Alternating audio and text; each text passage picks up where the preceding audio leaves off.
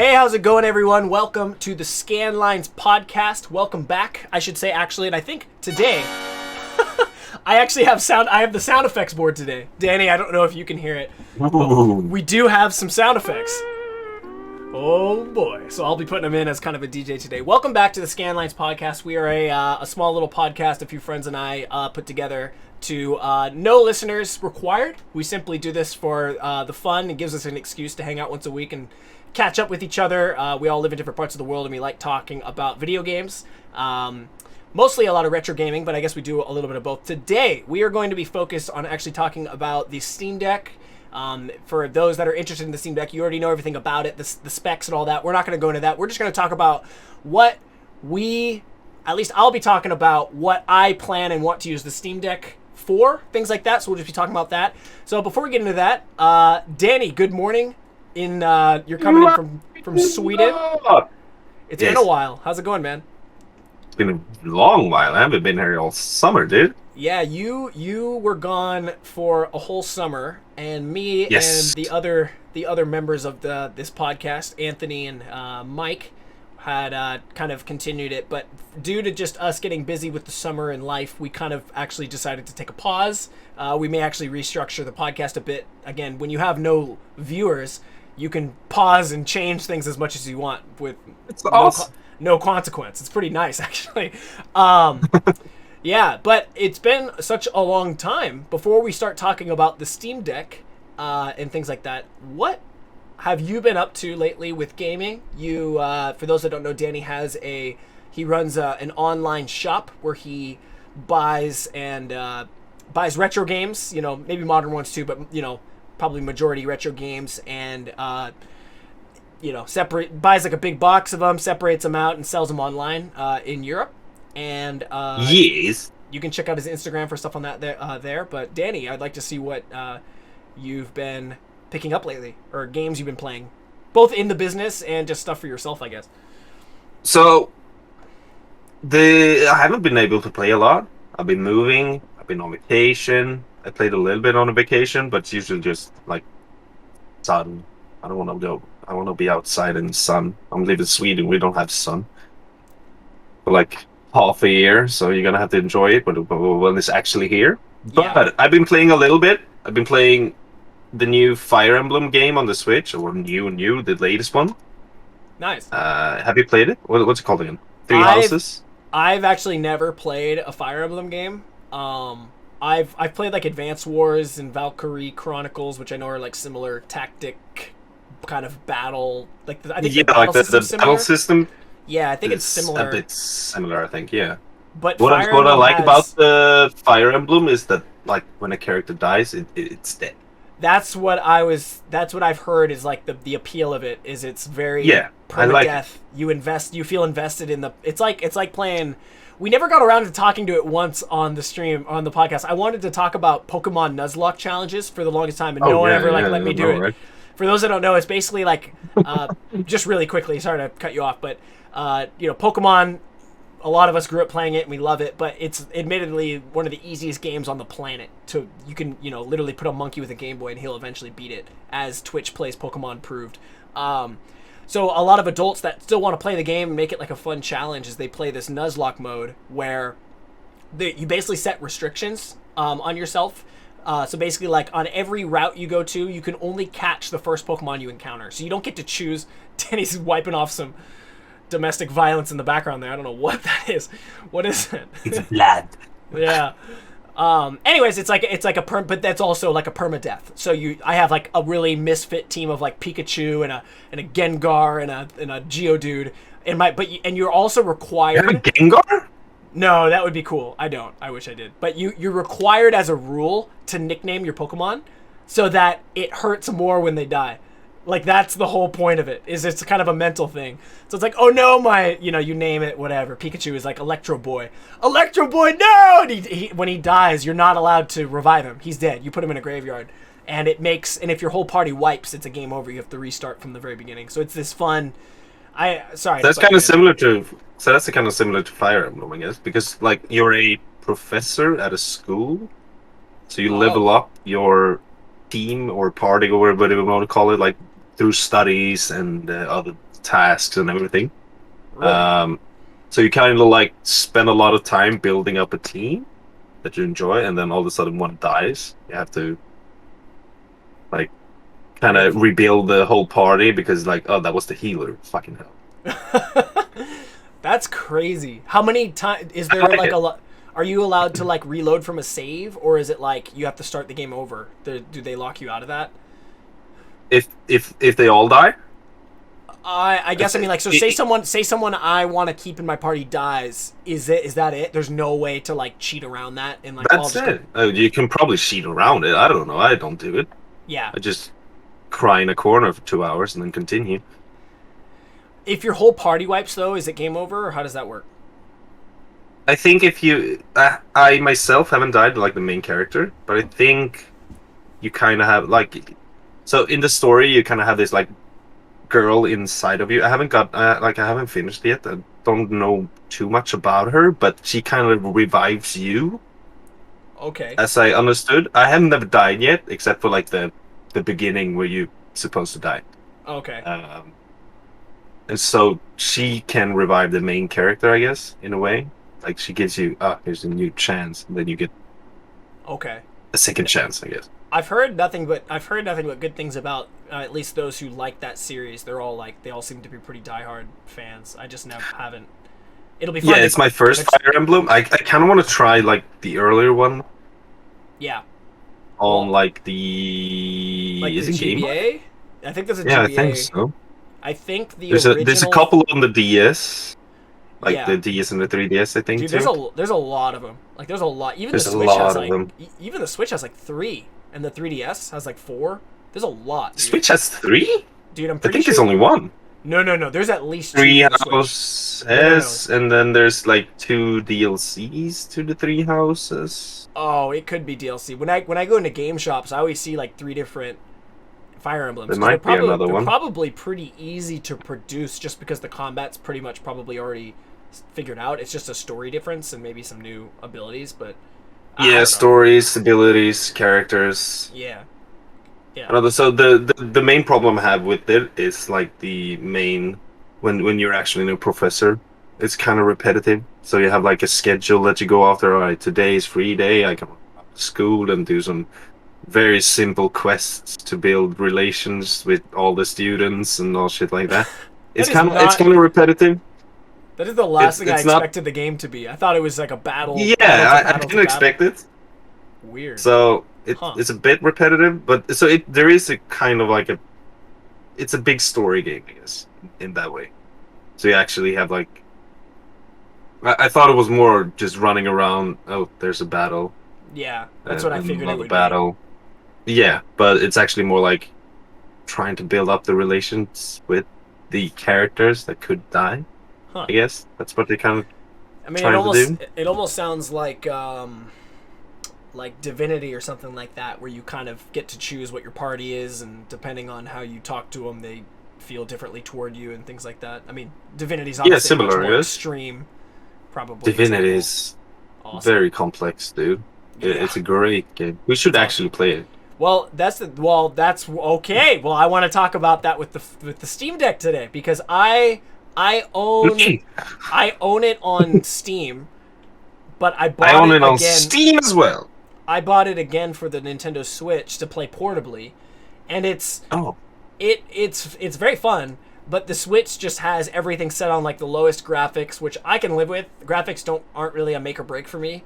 But it is pretty muddy, and it's pretty laggy sometimes, and you're just like, Jesus, like, it's pretty, I mean, it's probably like playing Witcher 3 on the Switch. Like, it's really cool that they figured out a way to get that game to run on less than 32 gig. I think the Switch caps at 32 gigs, so you have to get your games lower than that, which is insane for Nintendo to demand that from developers nowadays. But they figured out a way to do it, and I mean, obviously, there's probably battles where your frame rate drops to 15 frames, and all the settings are on 50. But the appeal is that you can play it portably, and I almost want to wait to say it for the Steam Deck. But part of the biggest appeal initially from the Steam Deck is like a lot of people were buying their like indie games and Witcher 3 and rebuying all these games on the Switch because it's portable. even though they already own them. But there's no cloud saves, so now you got to make a new file. You had to buy a new copy of the game. It just feels like it's just like excessive. Where now, if you get a Steam Deck, yeah, if you get a Steam Deck, it's like, oh, well, this is just another computer. You log into your account, your save is there, and I could play on the train here in Japan, and then hit save, throw it in my backpack, come home, and continue on my PC. Like, that is incredible. So we'll get into all of it in a minute, of course. For those that may not know what the Steam Deck is, I assume you already do, but basically Valve, who is behind Steam, basically if you're into PC gaming at all, you know exactly what I'm talking about. The developers of Half-Life 2 and Portal, you've very likely heard of them. They're based in Seattle, and they've very recently... Dota 2! What's that? Dota 2? Dota 2! Danny's a Dota guy. Yeah, you're into Dota. I'm a Dota guy. Europe's big on Dota, I know. Yeah. Fucking Russians.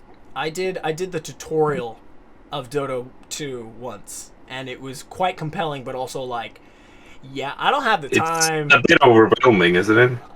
Yeah, to say the least, that's for sure. I tried to learn like one character in one lane. What am I supposed to do? And it's like, yeah, it doesn't really work that way, dude. There's like so many. Can we also acknowledge really quick that you have merch? What are you wearing? You showed this to me, but I haven't actually seen it yet. It's the Danny Show. Thank you. I had the pants on. I always just cue up the Chappelle Show, but I just go, Danny Show. Danny Show. Doesn't he have like a harmonica too? It's like, Danny Show. It's a Danny Show.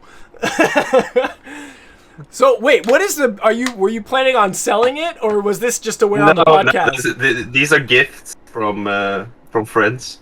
Really? To know about my Twitch channel. Yeah, That's so funny. Because I was like, I have a hoodie and a pair of sunglasses as well. I didn't want to like be offensive and be like, why would you make that? Who watches Danny's show? It's not even a show. But I was genuinely like, wait, did he really like go out of his way to make merch for a show that doesn't even technically exist? It's the name of his Twitch channel, and he never streams. So it's like, yeah, I need to get some Danny Show merch. Yeah, that's so funny.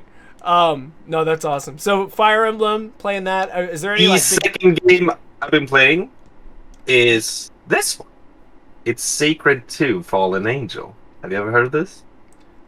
No.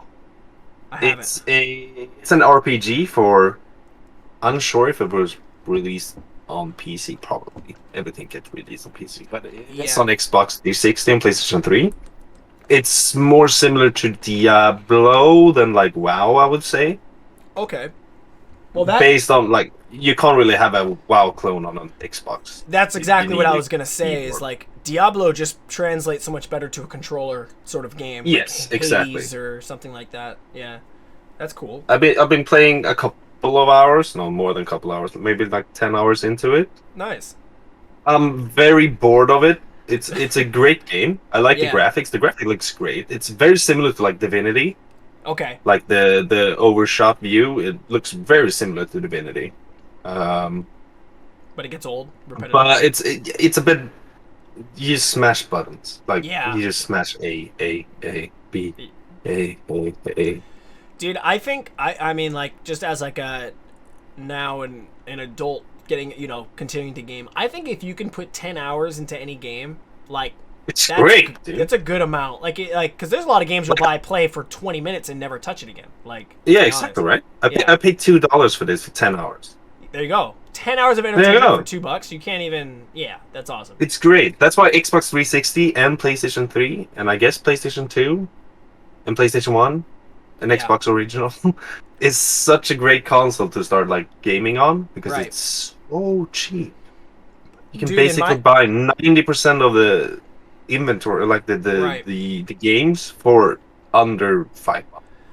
My only hesitation to collecting for the PlayStation is that I'm living in Japan, so I have to take into consideration when I want to collect for a system here in Japan. Can that system run something like an EverDrive or an SD card, or have some sort of a region unlocking, soft mod, so that I can buy a Japanese game, but then if I need to play it in English, I can burn a disc or load a file or whatever. So my Dreamcast, my GameCube, I have EverDrives for all my shit, but PlayStation, I could say like they suck, but they actually are good at anti-piracy in that regard. Like I can't, as a company, it's like, okay, that's, that's good on them. But as a consumer trying to collect for it, it kind of sucks because I wish I could buy a Japanese PlayStation and then just pop in. And I'm sure you could maybe do an SD card route, but I wanted to have a system that ran both. Like some game like Spyro or Crash Bandicoot. You don't need that in English. I could just play the Japanese version. No. But because I've never found a solution, there's comments from our two hardcore fans that say like, of course you can mod your system. You can, but dude, the more research I did, the less I wanted to even. It's not like jailbreaking your phone where you just install this and drag and drop this. It's like pretty involved, and by that point, what are you even doing? So that's another thing. I'll probably, talking about the Steam Deck, I'm just gonna throw in why the Steam Deck can be a good thing for anyone, because one of the first things I thought of, so the Steam Deck in itself, in essence, forget it's a console at all. It's a computer. It's literally a laptop. Just forget it's a controller at all. You bought a gaming computer. Sweet. What can you do on computers in regards to running old games, Danny? Emulation. So, these Steam Decks are predicted to become, they are going to become, without a doubt, the world's best portable emulation machine ever. It's going to support any controller you want to plug into it, either physically via USB-C if it supports that, or most people wireless Bluetooth. You prop that thing up, you can load up, anything from Game Boy. You could probably run the Switch games on it. There's Switch emulators now. I'm not going to do that personally, but one of the first things I thought of is like, oh my god, if I get a Steam Deck, I could buy a game in Japan, like Spyro, and then run a PS1 emulator on it, and it has HDMI out, so I could even live stream it. And of course, I know I could do that right now on my computer, but something about having it on like an actual gaming piece of hardware, right? That I could like play on either those controls or set it down and plug in a wireless PS3 controller and play that way. You could probably run PS1 for sure, PS2. Maybe some PS3, but I would do PS1 and PS2. So my goals with the Steam Deck, I'll slowly list them throughout the podcast, but one of them is to emulate PS1 and PS2, because that is a solution for me to load English games for games that I own in Japan. Is there any like third-party PlayStation 1 controller with USB instead of or like a small adapter from PlayStation to USB? If there is, there's definitely probably not for USB-C, but I'm sure there's an adapter you could get. Again, it's a PC, so if you can plug it into your desktop, you can plug it into the Steam Deck. It might not be pretty, but you could do it. Yeah. And I plan on the way that they're doing it is kind of like how the Switch has like a dock, so you can play portably, but then when you dock it, it switches to PC mode. Deck dock. The deck dock. He's trying to get me to say dick a lot. The Steam Deck dock. They're selling a separate dock. They're selling a separate dock official that they haven't announced what it is yet because they're still working on it. But for right now, for all their testing, they're just using docks that exist on Amazon because it's a PC. You can use anything. So, probably the official one's going to be like the best cable quality and have insurance and things like that. But I think ideally you would eventually, like, at least, again, man, I'm going to get ahead of myself and like cut myself off a lot. The Steam Deck really is going to appeal to anyone because it can be used for so many different things that each person can choose what they're going to use it for. Like for me personally, I want to play my Steam games that have been collecting dust because I just can't bring myself to like load up my computer, plug in an Xbox controller, start playing, and then tweak all the settings. I think they call it like tweak fatigue with PC gaming, where you spend so much time modding your game and adjusting the settings that by the time you're ready to play, you're like I'm done, and you're not even playing the game. I need something that I can watch porn on it. Yeah, there you go. So I just want a system that I can like, I haven't played The Witcher 3 in a long time. And it loads up my cloud save, it's ready to go, and it works, and it's got solid controls. But at the same time, I can then take that console and load it into a dock. It's plugged into my capture card. It's loaded into my PC monitor, and I can play with a wireless controller. I think some people are even considering just holding the deck and then plugging in the dock through the USB-C and using that as the controller. It kind of defeats the point of docking it, but then you could capture it, you could, show it on your screen, but then you don't need to have an extra controller. Anyway, so there's so many options with it, which is why I think it's so cool. It's so open source and open-ended. It runs Linux, so you can do anything you want on it pretty much that Linux supports right now. And personally, I want to run Steam games. I'm going to keep the SteamOS on there, but I'm also going to specifically put PlayStation 1, PlayStation 2, and also I'm really into arcade gaming, like Donkey Kong, Dig Dug, Burger Time, shit like that. I want to put all that on there too. And that's like the extent I'm going to take it to, at least for now. But if you were like a broke gamer and just wanted all your shit on one system, like a modded PSP, this is the new modded PSP. Like, without a doubt. It's going to be awesome. So, sorry. So, my thoughts of the Steam Deck. I think it's a future-breaking innovation. And okay. I think it's the best thing to ever come out, but I'm just scared kind of this being the future, because that means everything's going to be like this, where no physical games, there's nothing to really collect on, which I love to collect. I'm addicted.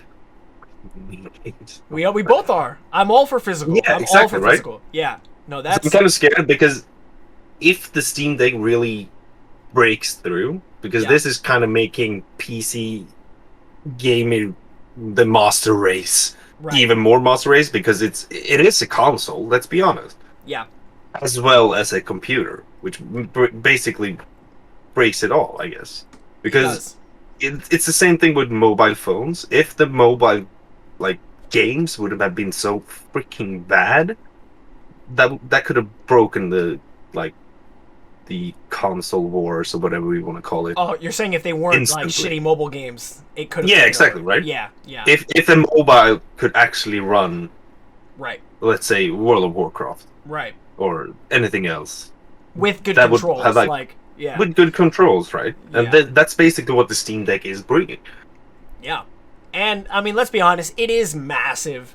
It's definitely not a DS. It's definitely not a Switch that you put in your purse. No. It's a beast. It's a portal. It's basically like a Game Gear X2, right? Well, they're calling it the Gabe Gear, which I got my Gear. The Gabe Gear. So you can't hear him, Danny. I gotta get it set up so that you can hear when I push sound effects, because I'm just using my live stream sound effects. No, yeah. So it's like, I think.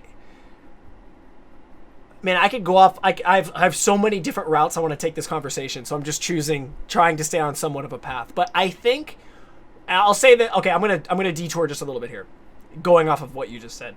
One of the things that I think is so promising for this system is that something like the Switch, the PS5, the Xbox Series S, if the console gets a bad image, a bad reputation, and no one buys it, and no one wants to develop for it, the system fails. There's nothing to play on it, because no one made any games on it. The system didn't sell, so they stopped supporting it, like the Vita or something like that. The beauty with this system, despite all of your digital download concerns, which I want to talk about as well, is that even if they only produce 100 of these units to the entire planet, those people who own those 100 units, assuming the units don't overheat, there's no problems, assuming they work, it's going to be an incredible system right out of the gate. Requires no one to buy it, because assumingly most people that are already buying this already have, actually, in order to pre-order this unit, the first 48 hours, you had to have a Steam account with purchases on it. That was a really good way for them to sift out scalpers. So the first 48 hours, if someone really wanted it, like gut reaction, they got it. I luckily pre-ordered mine like just before that ended, because I was kind of on the fence. I didn't realize the pre-order was just a $5. I haven't done pre-orders in so many years, I forgot how it works. But it's just a $5 pre-order, and once the unit's available, it's not like Kickstarter basically, where you have to pay for the whole thing. You pay $5, once it's available, you proceed to the purchase. If not, they'll refund your $5. So there's no loss. And so luckily I got mine, but I'm sorry, where was I taking this? Basically what I'm trying to say is, like, day one out of the box, the system's going to be incredible, because I know I own maybe not hundreds, but I own dozens of games on Steam. incredible, like games that will work with a controller. Witcher 3, which I enjoyed, but again, I just couldn't bring myself to sit at my desk and plug in an Xbox controller and tweak all the settings and then get an email and get distracted. I just want to sit on my couch, kick up my feet for 30 minutes and play Gwent. You know what I mean? And so to be able to play that, it's gonna be game changing. But yeah, so just the fact that I know day one getting it out of the gate, unless there's some bug or some software issue, it's gonna be amazing right out of the, and it doesn't require it to be successful. It doesn't require developers to make. I think they tried to release a Steam PC a few years ago before the Steam controller, and that failed because they were demanding, or it required that developers make games that were compatible with them, and they couldn't really get enough titles for it to even be worth it. And then even then you're like, why am I buying this Steam only PC for this much money when a real PC literally costs the same amount? Why would you restrict yourself? It made no sense. So they learned from that mistake, and they also made a Steam controller, which some people to this day say is awesome, but it didn't sell very well because it is weird, it's funky. No one really there was no demand for it. So now there's like the merge of those two, the Steam PC and the controller. They upgraded the haptic stuff. I don't know how. I know you, just despite me, have been avoiding my Steam Deck YouTube links I've been sending you with information, because I'm like, Danny, here's the video. I watched a few. Okay, because I sent you a video with all the info you could ever want to know about it, and then you'd ask me like, so wait, is it touchscreen? I'm like, dude, did you watch the video? Like, wait, how do I plug it in? I'm like, I'm gonna kill you. I was so pissed. But one of the really cool things, if you saw, is the joysticks have touch sensitivity on them. So there's some feature that you can turn on and off where they show it where like they're holding the Steam Deck without touching the joysticks, and they move the screen, and it obviously nothing in the game. Because there's gyro built in, which is where I'm going with this. But when they put their right thumb on the pad, like to move to like, you know, look around, the stick you use to look around, when they just touch their thumb on it and then like physically move their system, it was aiming with the gyro. So there was kind of this, apparently it's this fluid way of like, yeah, you can just sit there and like use the joystick, but if you need to like get like a quick shot, you can go like, oh, and like get them and like go back. And I just think that's so cool. There's just so many, it's all customizable. There's sensitivity, there's triggers on the back. There is touchscreen, so even if you just wanted to like, oh, I have all these buttons, but I need one more, just touch it. Like, it's, you know what I mean? Like, it's just going, I think someone is going to take a game like Oblivion, for example, and make like a specific controller profile for it and upload it to the Steam community or whatever, and then you can, oh, this one is the highest rated control scheme, but you can also download this one, which makes your magic be on this one. You know, people are going to get really creative with this, I think, and it's... someone even made a video where there's a new MMO coming out called New World. You may or may not have heard of. You know, kind of like Guild Wars 2 or World of Warcraft, something like that. But someone took their Steam controller, which they own, which is essentially the Steam Deck's controller, but it's just like the beta. And they just showed how you can customize a game as complicated as an MMO, which requires WASD, spells, you know, journals, all these things. And he was able to like comfortably customize all of that to his controller, and it's definitely like not traditional, but it wasn't like shitty. Like it looked pretty comfortable. So I'm excited because games like Oblivion that came out on PC and Xbox, on the Xbox you can use the controller, but on PC you can't. There's mods you can try, but the PC version of the game is just built different, and it's weird to get it mapped to a controller. So playing with mouse and keyboard is my preferred way to play Oblivion on the PC, but I can play on the couch. I can light a real fire and have like a glass of whiskey and some mead, kick up my feet and play Oblivion. Like that is, man, I mean, just, maybe I won't end up using it for that, but just that image alone, I'm like, I'm buying this thing. Like, are you kidding me? Although, you could already do that. Portably? How? You get a laptop. Okay, well, let's go with, okay, I'm glad you brought that up, because almost every comment that's a hater on it, and you're probably... I hope you're sorry. I don't know if you're sarcastically saying that or not, but it's a good point. Because a lot of people say, like, dude, just get a gaming laptop. It does the same thing. All right. It doesn't, though. Dude, I've heard this argument for so many years from PC elitists. There is a problem with PC elitists. They don't always like think realistically, and also to like just the casual consumer. Like there's so much like disrespect to a casual consumer, but you have to respect. You don't have to do anything, but I think to say, oh, just get a gaming laptop and go sit on your couch and put that thing, which overheats and burns your legs, and then plug a mouse into it, and then, oh, wait, yeah, it's a portable laptop, but the battery's dying, so you have to plug it in. Now you're all, like, stuck in cables, and then your cat jumps on you, and your legs are on fire. No one's doing that. It's horrible. Have you done it? I've done it before. It's not fun. Like, it's... I wonder how the battery life's going to be on the Steam Deck, though. Yeah, I mean... You know, the Switch doesn't last forever either. Like, even if it only lasts 4 hours, I'm not surprised. I'm like, I got 4 hours of gaming in. This, they said it runs Portal 2 for 4 hours.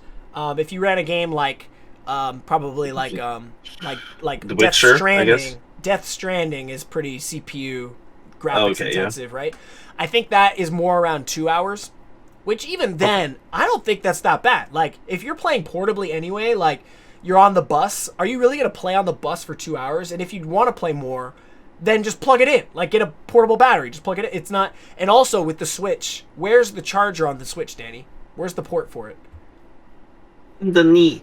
It's underneath, right? Have you ever gone on an airplane trying to play your Nintendo Switch and you want to prop it up but play with your, like, I sit on an airplane. What? I sit in an airplane. I don't go on it. Oh, my God. Do you ever sit on an airplane? No, I said in English. an airplane. English is your second language, so you have to. You know more about the language than I do. No, but if you set up your Switch on like your tray and you got your controller and you want to play, oh no, my battery's dying. You literally cannot have it propped up and charging because it's on the bottom. It's blocked. You can't do anything. So your only option. That's why you bring a drill and drill a hole in the. What are you doing? Yeah. I'm trying to game. So this one has it on the top for that reason. And of course, there's like, well, the top is actually more. It can be a little more strenuous on the cable. So I think they're going to do a lot of like 90-degree angle. Or is that 45? No, 90-degree angle. USB thing, so it's just, you know, and people already are printing out like 3D printed like life-size sizes of this thing so that they can start making like custom, like one thing people want to do is obviously being a portable system PC, there's different models, different prices for it, and all the different pricing just depends on what kind of memory is inside of it. So the cheapest one, 64 gigabytes, obviously that's not going to hold that many modern games. But there is a micro SD slot. So the idea is like you have your main OS, maybe a couple games that you like on it, but most of your games are going to be on the micro SD. And apparently they run well. I mean, all the testing they've done so far, like for any like showcasing, they purposely only run games that are on micro SD. You know, it's probably technically faster on an SSD, but it seems like it's very playable, which is promising for those buying the cheaper model. But that 64 gig model is not solid state drive. So it's a regular HDD. I could be wrong about the technicalities here, but it's not solid state. But the other two models, going up to 256 and then 512, are both the same type of SSD. The 512 is technically a little fast. It's the fastest, but any of those... I went with the mid-range one myself, just for a peace of mind. I don't plan on putting like that many big... Like, I didn't want the SSD specifically to put like big games and run them quickly on it, but it was more for like long-term use. You know, just knowing that my OS is installed in an SSD for future proofing is nice. Most of my games will probably go on the micro. So obviously that's limited to an extent. Like you only have 256, 512 gigs, and then your micro SD. But what if you want to like just double the SSD? Well, there's certain size of the hard drive. I forget the exact size that it is, but it's a kind of a weird one that's not that available. But you are able to get your hands on it. So if someone buys the 512 and they want to triple that to, you know, put a 1 terabyte or something on it, what people are already designing is through 3D modeling, this thing that you can like slide onto it, because the hard drive itself is like this, but it's super thin, like super flat, like a little, I was gonna say like a Swedish cracker, it's a strumming cracker, flatbread. It's like flatbread. Yeah. Like flatbread. All right. Yeah, it's just like Swedish flatbread. But then you could essentially attach it to the back of the system and just kind of cradle it and then plug it in through a cable, and then there you go. You tripled your size. So I mean, the PC community already is known for just taking their computer and pushing it, put water cooling, just going crazy just because it's fun. So people are going to take this thing apart, update it, customize it. It's going to be interesting to see in the years what people create out of this thing. It's gonna be fun. But I can't wait just to use it just as a gaming machine. I'm gonna play games on it, and that's pretty much it. I think it's gonna be very interesting to see how many online games that's gonna be like broken because of it. Because, as you said, there is a touchscreen. FPS when someone like fixes like a control, what's it called? That where you suddenly can shoot with the touchscreen. Right. Let's say like CS:GO, and you can just I don't know really, I don't know how, but it feels like a lot of online game is gonna be like completely broken because of this thing. Do you think so? Like what maybe I don't know. Okay, what would the Steam controller? It just feels like there's some advantages that could be taken advantage of because of the touchscreen, the endless possibilities, I guess. Yeah, I mean, I guess we'll have to wait and see. There's no computer out now that has a touchscreen, right? I mean, there's like gaming laptops with touch screens on them. It's like an iPad. Oh yeah, like Microsoft has their their Microsoft Pad or whatever, where it's a laptop with a keyboard and then you can touch and it's all. Yeah, no, they have that. They have that. I mean, I think if there's anything that you could do to kind of like cheat by having cool controls, there's probably nothing that you couldn't do already just with a regular controller. I mean, I guess there is the haptic and stuff. I mean, if you had the Steam controller itself, but I mean, I guess we'll see. It might depend on the game. Some games might have like, if with this game, if you touch this while doing this, it totally speeds up your mining rate in Stardew Valley or something. In RuneScape. Well, that's what I wanted to talk about, Danny. So up until now, they released, for those that like RuneScape, they finally released it on cell phones, and it was like everyone wanted it on their phone so I can play all the time. But in reality, it's not that great, right? Because it's like there's only so many things you can do on mobile that are realistic. You're kind of you're limited. Locked. Yeah. Yeah, you're limited to like certain skills, maybe some questing, but it's hard to even like navigate your inventory without accidentally like misclicking and dropping important shit. You can make a lot of mistakes. Well, with this, you'll have a mouse and, I mean, it still might not be great, but it's going to be better than a phone. I think it's going to work out great, actually. I think it's going to be awesome. Yeah, I think it's going to be awesome. Able to have a touchpad was kind of game-breaking for RuneScape, for an example, on some things. But they fixed the problem on the mobile with having like delays and everything. I don't think they can do that on the Steam Deck. Yeah, probably not, because it's just going to register as clicks. You're probably right. Because for an example, like you can shift drop on RuneScape now, right?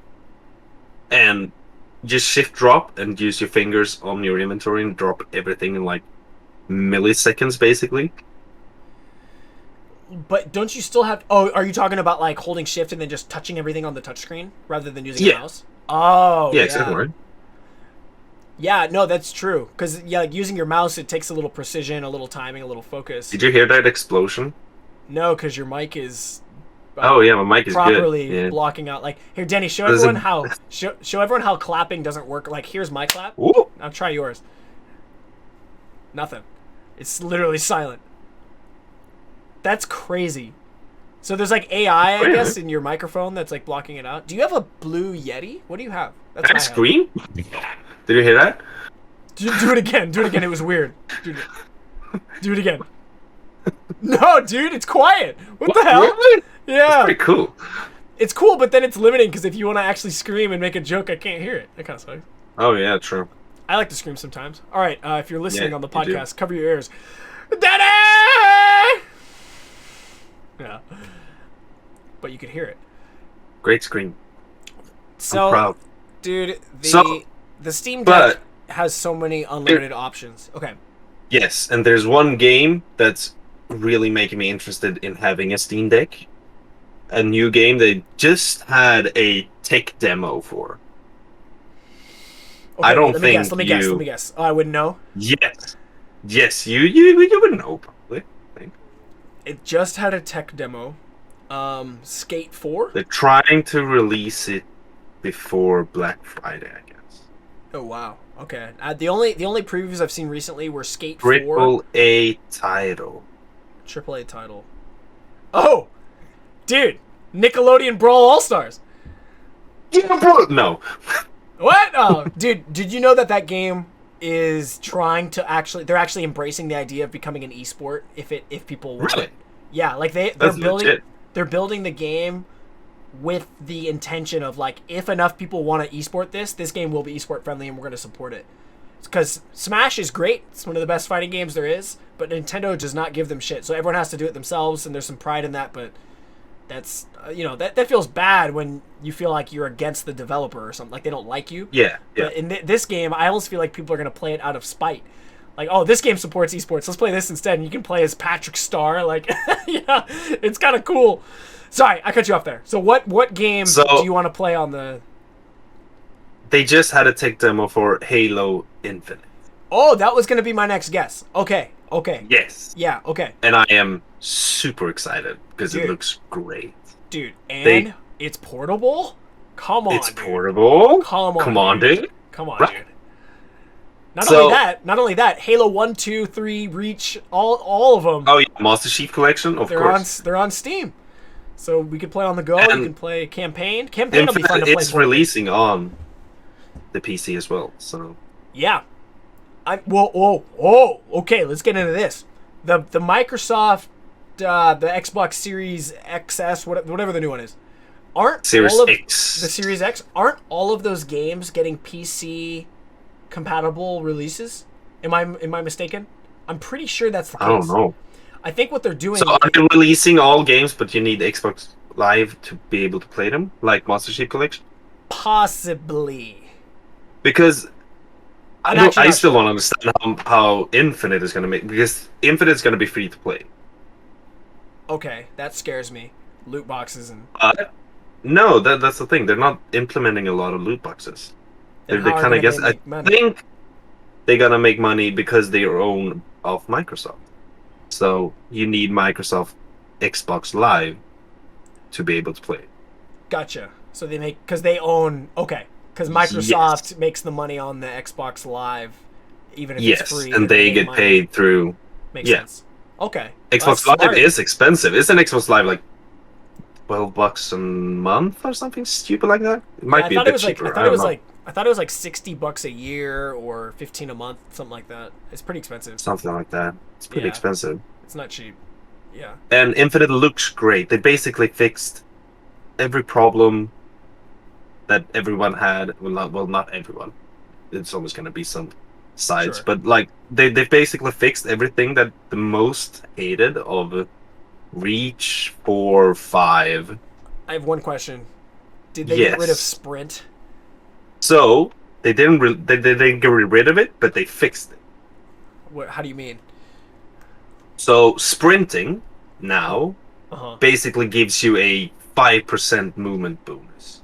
The comparison is small. Okay. But in esport or like very competitive games, it's gonna be huge.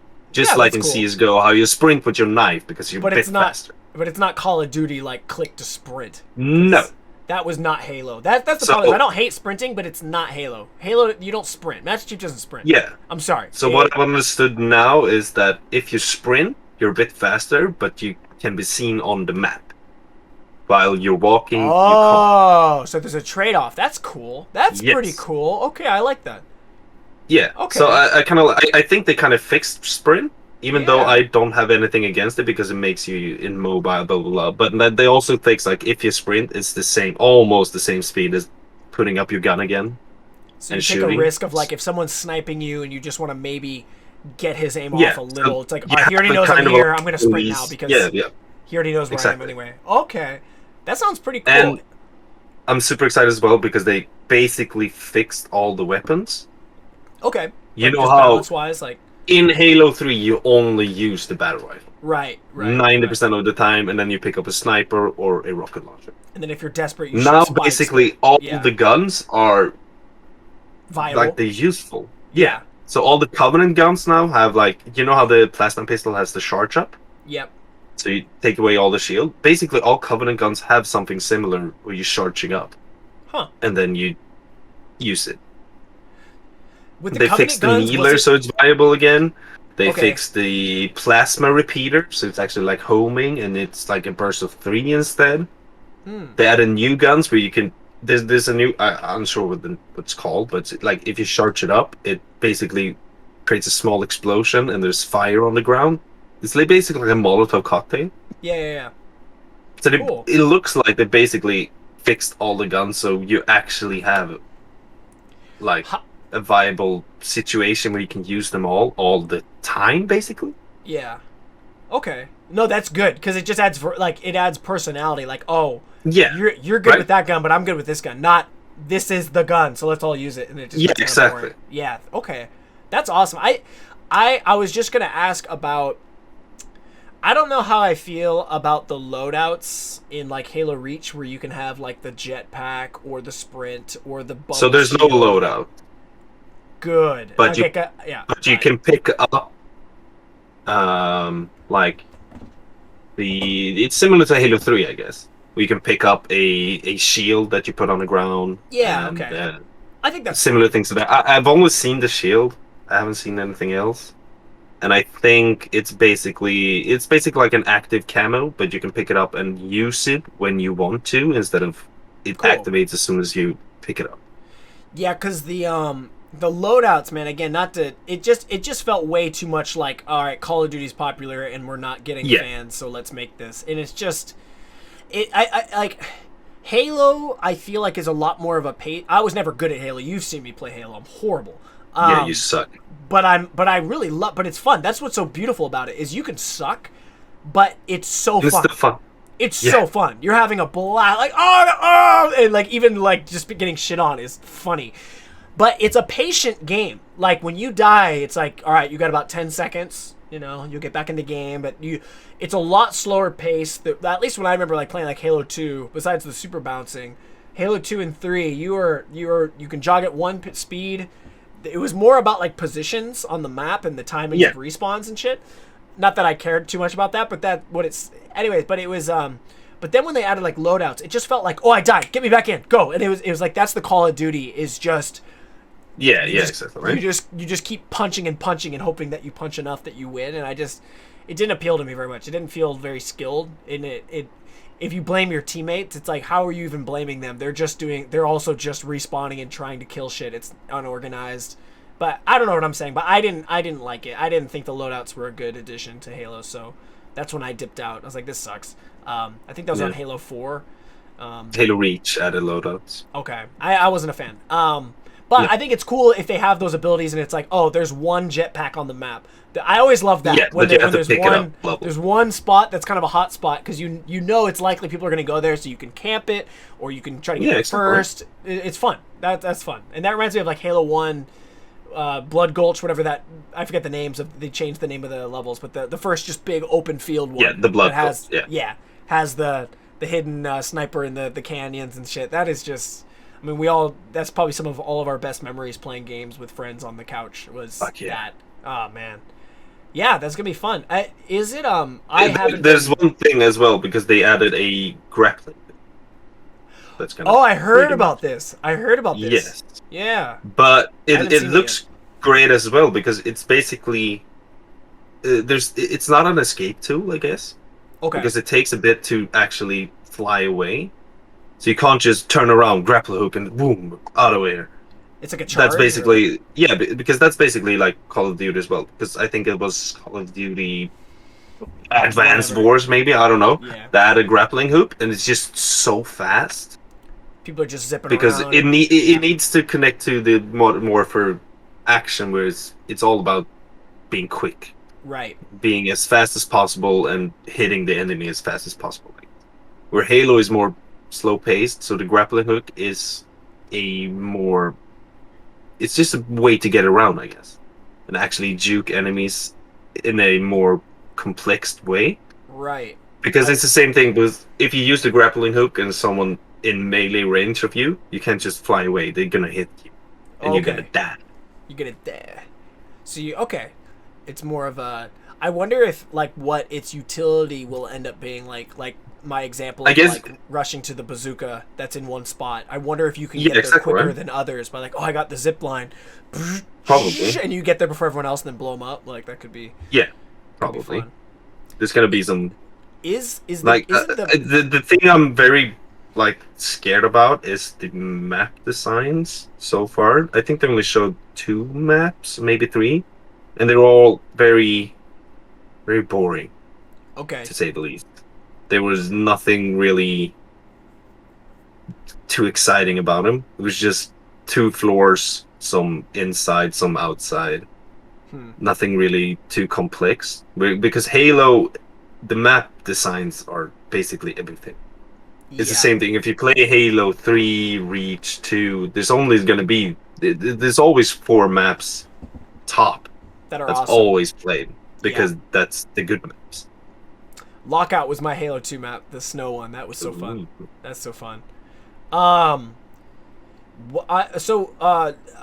Forgive me for not. I haven't looked up any of this. This is kind of fun to hear from you.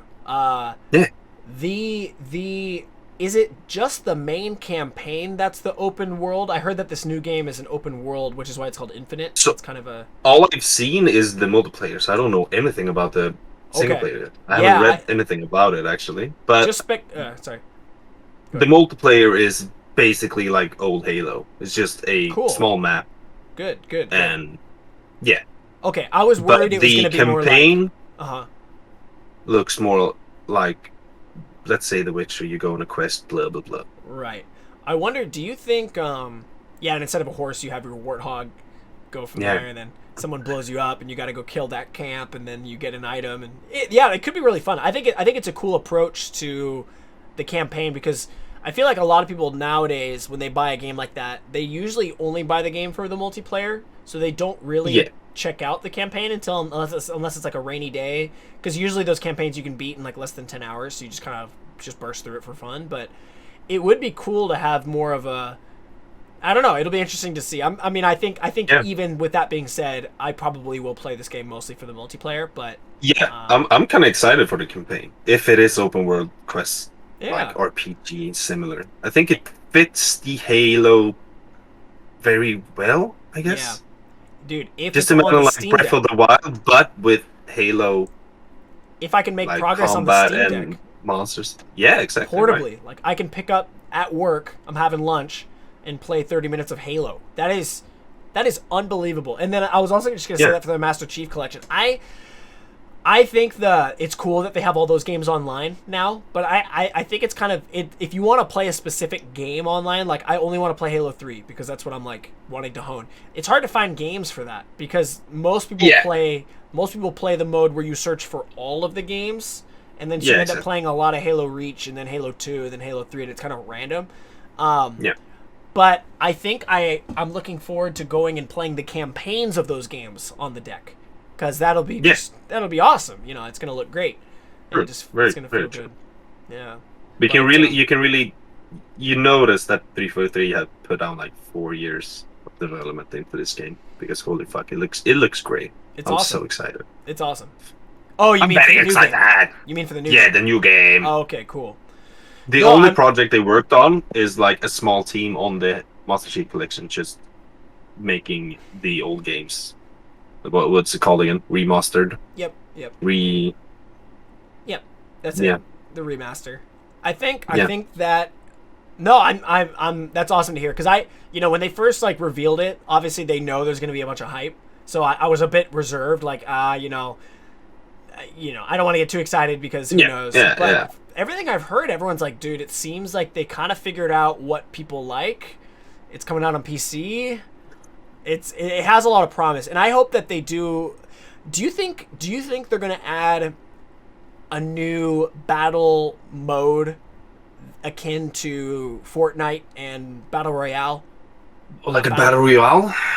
It could be kind of fun. What do you think? Like as a separate. They might add it later.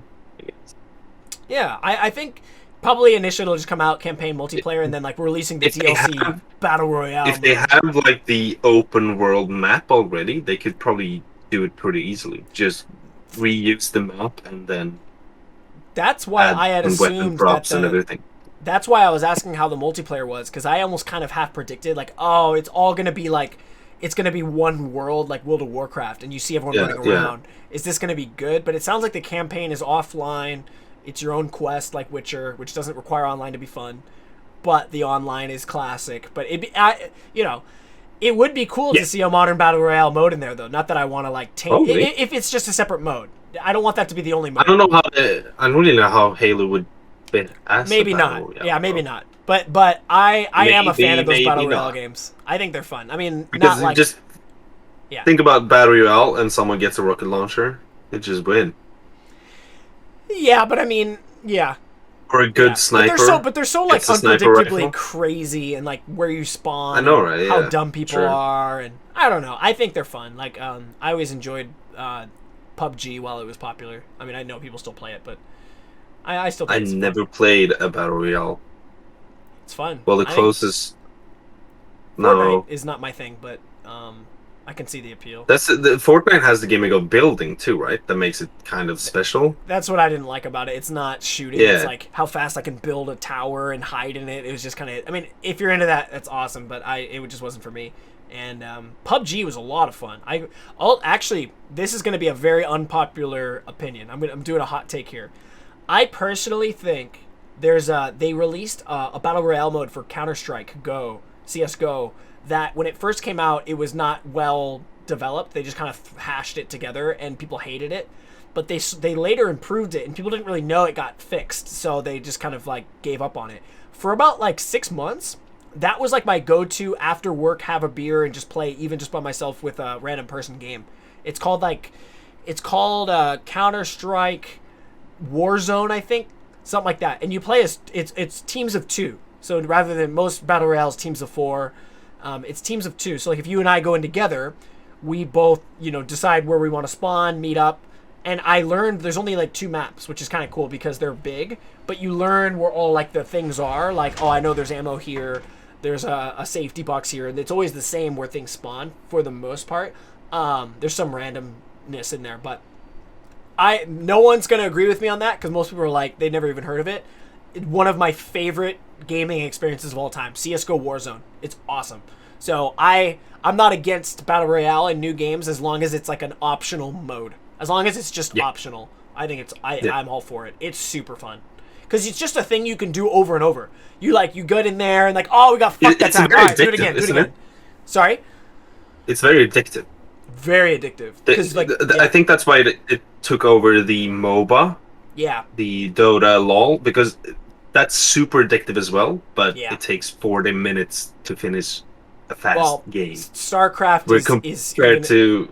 Yeah. Oh, yeah. StarCraft 2 is an even worse example of those that loved StarCraft will always be fans of it. I still play. I was playing this morning. I won 3 out of 4 games. I was doing good this morning. But no modern kid would ever pick that game up. There's no way. No. Because it's just not, it's a different kind of dopamine hit, and I'm addicted because I know how to play the game, and it's like, oh, he did that strategy. That's pretty smart. It's like knowing a chess player or a tennis player. Like, oh, I should have volleyed when he did this. But you cannot match. So StarCraft, I mean, I'm a big fan, but I'll be honest, it's only fans of StarCraft are playing it, and Dota. And that's easy with battle royale because any FPS player can start playing a battle royale. Mastering exactly. It's probably harder. Like mastering the building in Fortnite or the movement in Apex Legends or all that. It's probably hard, but dude, you can actually start playing super easily instead of having this massive learning stage of everything that's in the game and all the units, all the heroes, blah blah blah. I would argue that Battle Royale online is like the answer to lack of couch co-op 4-screen split screen. Yeah. Probably, it's like it is so much fun if you can, like, it's hard to time your friends timing wise to get them all on the same time just with busy lives. But if you can get like, guys, we got 2 hours, we got a party of 4, we're gaming. it is some of the most fun and just nostalgic. Like, oh, this is what it was like playing with your buddies on the couch, and it's a good modern answer to that, I think. And it's cool to see that having success because it is very fun. It's very fun. So I would love to see Halo take a stab at it. If they just decide we don't want to even like try to make it because it's not going to be good, then whatever, even better. Like fuck it. Yeah. Because I'm looking forward to Halo. Cool. It's gonna be good. No, I have some things for the store, Eric. Would you like to see? Sure. The last thing I was gonna say is if every Xbox Series X game is available on the computer, because I think that's the case. Maybe you need the Xbox Live. Let's assume you need the Xbox Live, but then you can play all these games. Xbox One Live and the Xbox Pass, probably. Maybe, but that all of a sudden allows Fable 4, the new Fable or whatever. That's coming out. That'll be on the Steam Deck. I don't know any other games coming out, but Fable and Halo Infinite, those alone, that's big. That's very big. And it's kind of shocking that they would do that, because the thing that would make me want to buy an Xbox Series X is probably Halo and Fable. Yeah, but now I would probably never buy it because I can get it on Steam and have it on this Steam Deck. But the game's free, like you said. Yes, it's free to play. Not every game, but no. But I think Infinite is always it's gonna be released on Xbox One as well. I think because they had a tech demo showing off how it would run on an Xbox One. Wow. They're trying to show not the Cyberpunk mistake where they just show the next gen console and then the Xbox One and PlayStation 4 were fucking awful. We don't even have to talk about that, but just saying like that is such an unfortunate. It's so unfortunate for CD Projekt Red because they had such praise from The Witcher to just like become the scum. Like that was the worst. I don't think they deserve to be the scum. No, I don't think so either. I don't think so either. I think there was so pressured of the audience. Just fucking release it already. Yeah. They said it's not ready. You have to wait, and then they continue doing that for a year. Yeah. I guess they kind of run out of money. Probably. Yeah. They probably it's unfortunate. It's had to release it. Yeah. Yeah. All right. What did you get for the store? What did you get for the store? Okay, so I have a couple of things. I'm not going to show everything. I've been building up some cool things during the summer, so I'm just going to show 3 things, and then 3 more next week, and then 3 more next week. Yeah, let's keep the Scanlines back. I'm down to. Yeah, baby. All right. So I knew I was going to travel to Japan, so I need my travel case. Hey. Come on down. This cool bad boy. Let me get my. I'm trying to do sound effects. Oh my god. This is dope, though. I'm going to pull up Twitch chat. Game Boy travel case. It is in very good condition. By the way, minty condition. That's awesome. Almost. By the way, I just pulled up Twitch chat because I'm live streaming this. Oh yeah, absolutely. People were actually answering our questions, oh, you don't need Xbox Live, you just need an account. Halo's free. Oh really? But I had it alt tabbed just while I was talking there. Look at that. That is great. So then you put your games here. I think you put your accessories here. Now let me ask you this: will you actually I'm unsure bring that to Japan, or is this for the joke? Because that would be cool. No, we do want to travel to Japan. But with that, you're supposed to put the Game Boy there. Look, it fits perfectly. That is. Does it fit the fat as well? It looks like it's made for the fat, right? It is made for the fat. Yeah. That was a fat.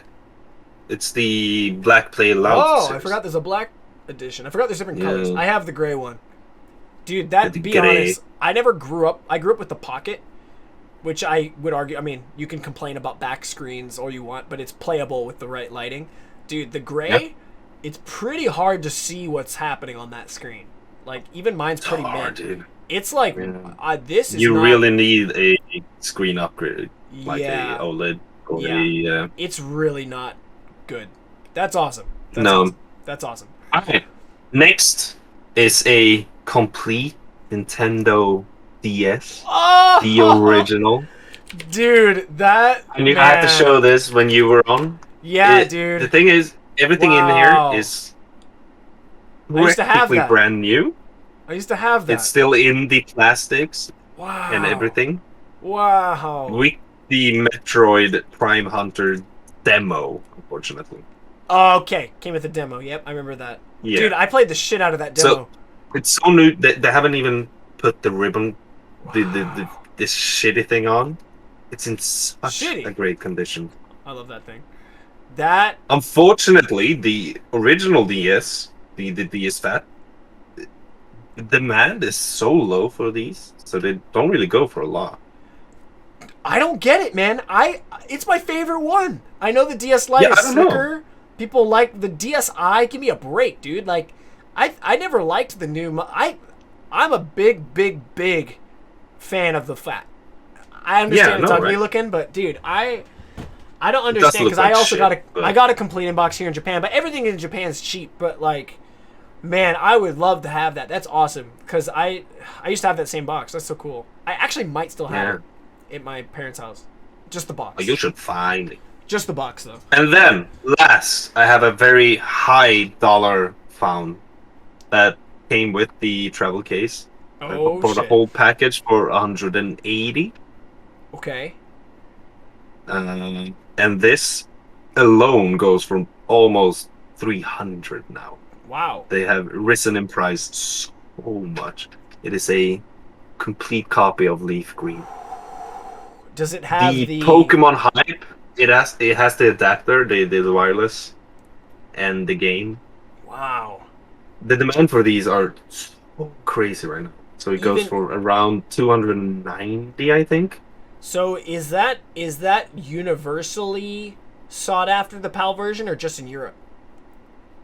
Only Europe, but Yeah. it can be played on the Americans as well. So I could probably ship True. this to America and sell it for maybe 250.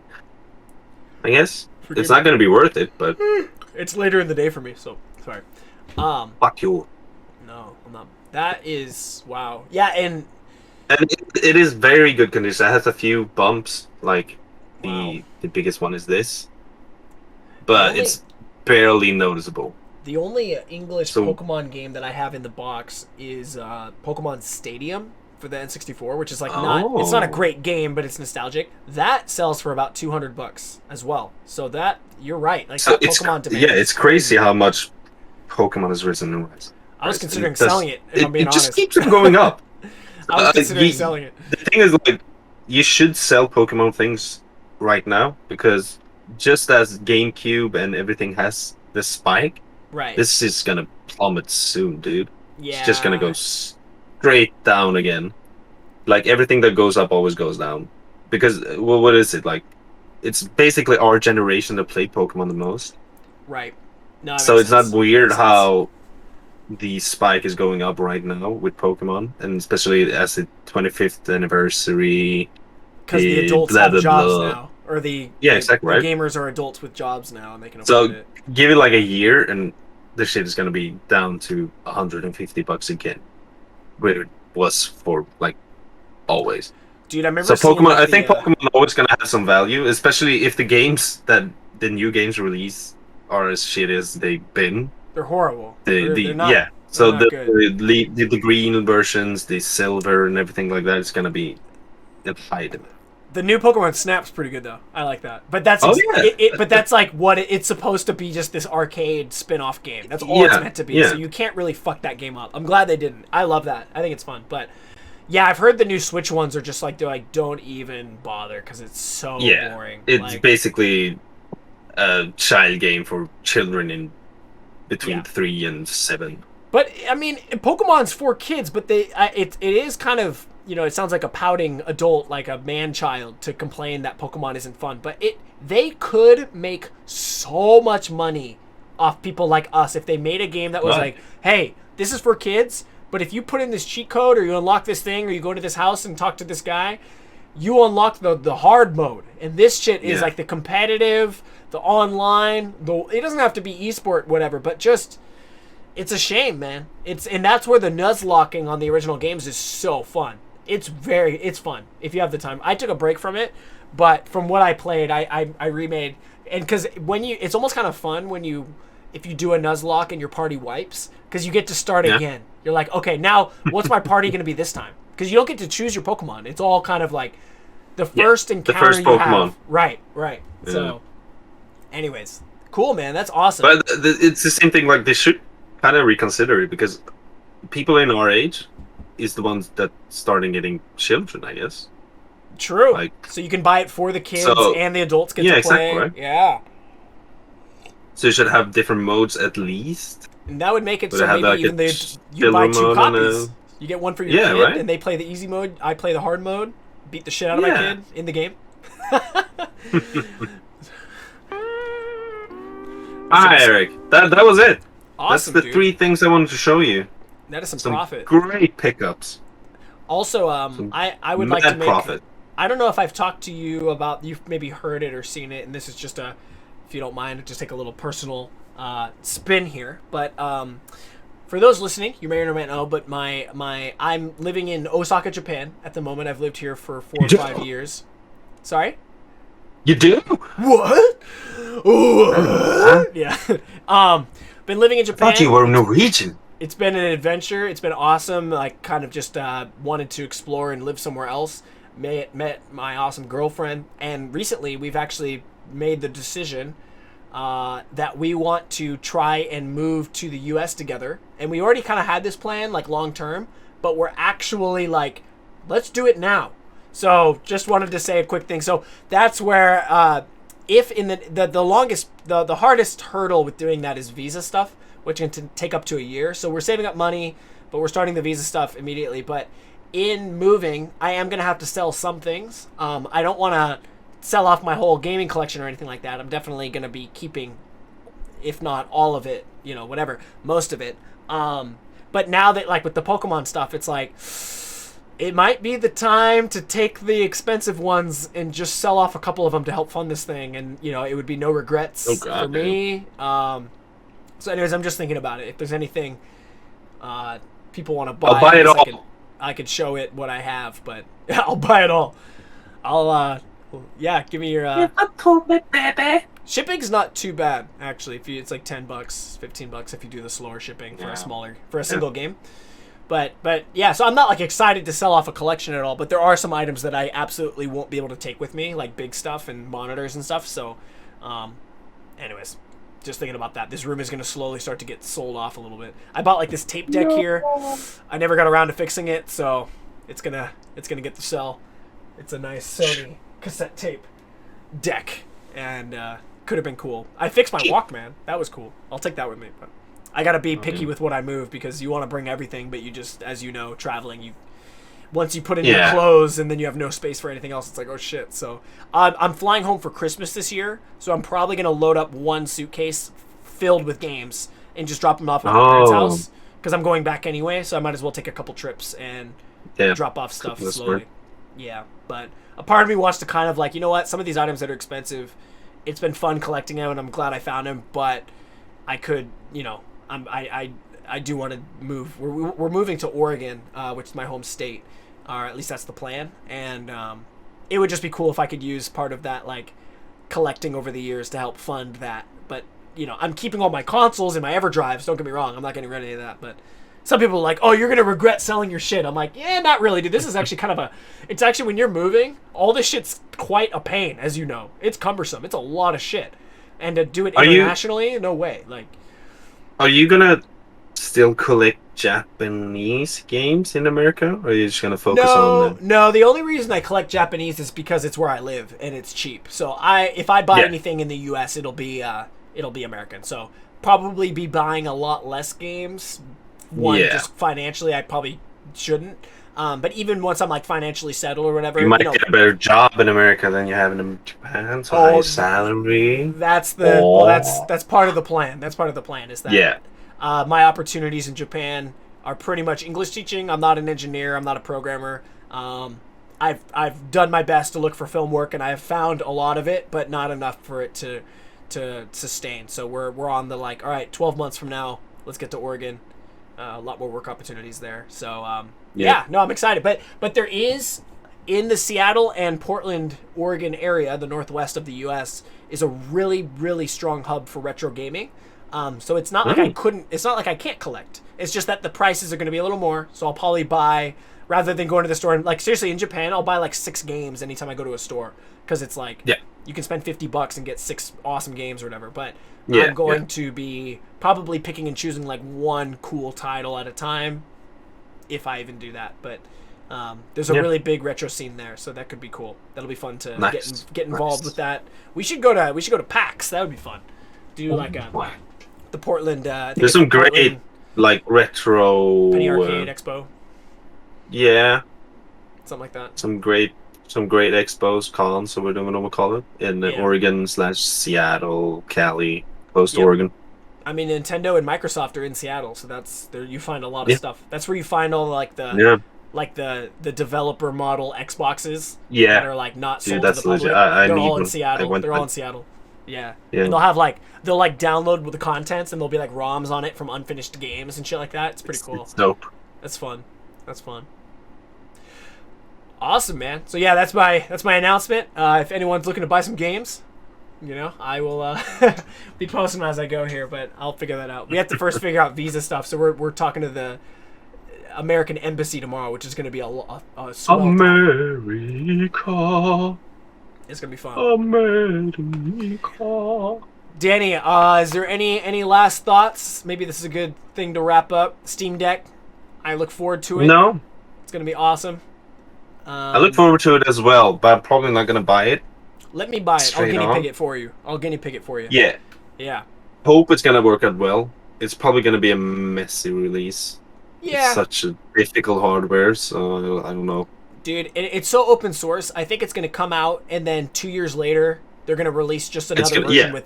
That's the thing, too, is people are like, well, what's the longevity of it? It's like, well, it's a computer. Just buy a new one. Like, I don't know what to say to you. Like, you know what I mean? Yeah, what do you do when your computer's outdated? You upgrade it. You buy a new one. Yeah. It's not... You can sell it and upgrade it. I don't know what to say, It's... Yeah. I think for the types of games that we play, like retro and stuff, like, we're not afraid of just playing older generation games. I'm going to get so many years out of that thing. I don't think... If it runs as well as...